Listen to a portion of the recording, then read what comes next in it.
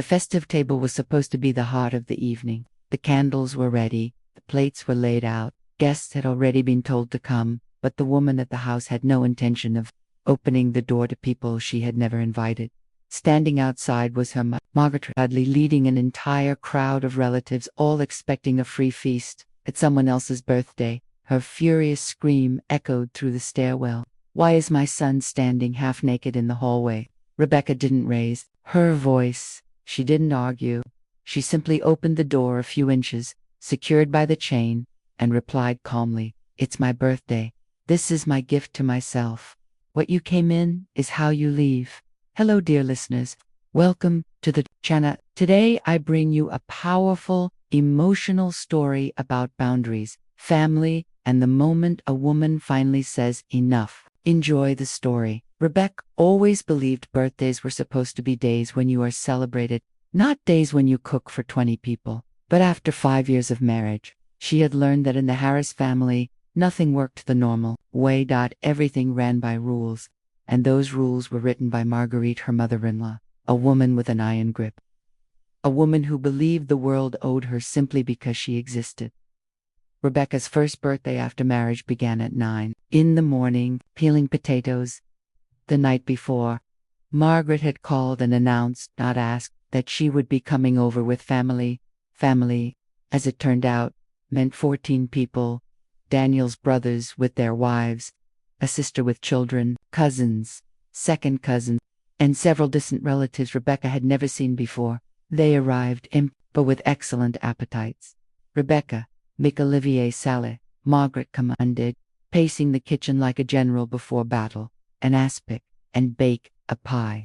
"What kind of birthday is this without a pie?" Rebecca tried, quietly, timidly. "Maybe we could just buy a cake."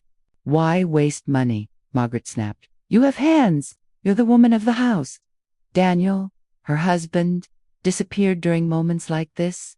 A trip to the store, a sudden need to check the car, or simply sitting in another room, buried in his phone. Once, Rebecca tried to talk to him. "Daniel, it's my birthday. Why am I standing at the stove all day?"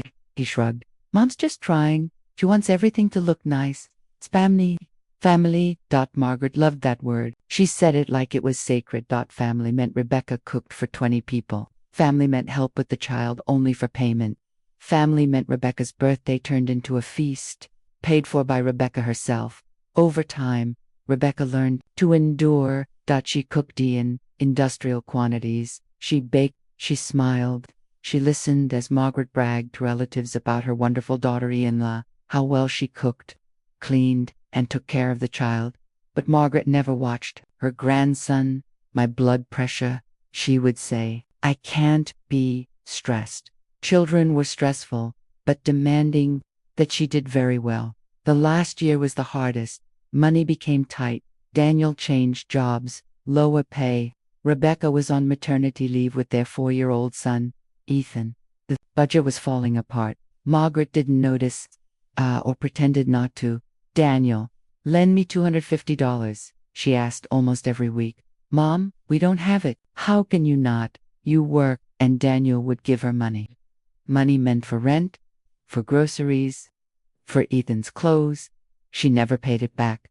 "I raised you," she'd say, "and you won't give your mother a little money."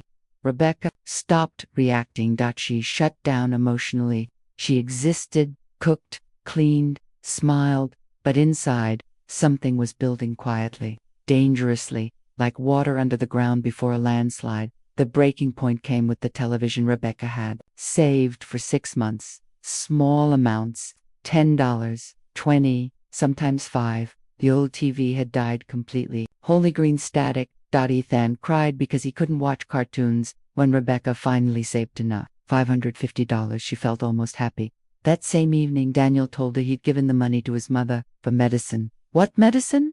Rebecca asked quietly. "She just bought a new fur coat." "Don't exaggerate," Daniel snapped. "She's sick. She needs help. And we don't. I saved for 6 months. You'll save again. Mom is more important than a TV."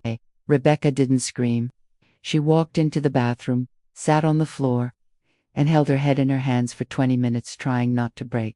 That was the first time she thought, "This cannot continue." Then came March, and her birthday. Margaret called, A week in advance. Rebecca, we're coming for your birthday. I told everyone, around 20 people, maybe more. Set the table. Rebecca stared out the window at the wet snow. Are you listening? Margaret demanded. Yes, Rebecca replied quietly. Good, we'll come at 3. Make something tasty. Rebecca hung up. Something inside her snapped, softly, silently. On her birthday, Rebecca did nothing. No cooking, no cleaning. She made breakfast for Ethan, took him to daycare, and came home alone. She took an old blanket, sat on the couch, and turned on a series she'd been wanting to watch for years. Time passed slowly, peacefully.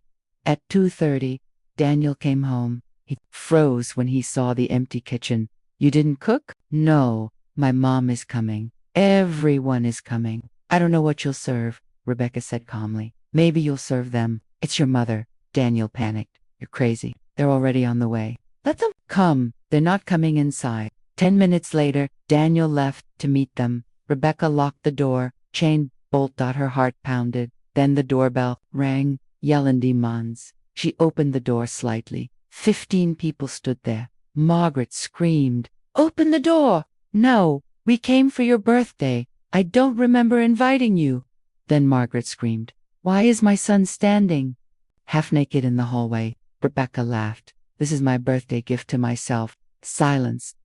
Margaret tried to force the door. Rebecca remembered the stun gun her friend had given her. She turned it on. Blue sparks cracked in the air. Margaret jumped back, nearly knocking over 2 relatives. Get out, Rebecca said clearly, or I call the police. They left. Later that evening, Rebecca ate dumplings with Ethan, drank wine, and watched cartoons. She blocked every number. Daniel returned 3 days later. She gave him conditions, 1 month apart.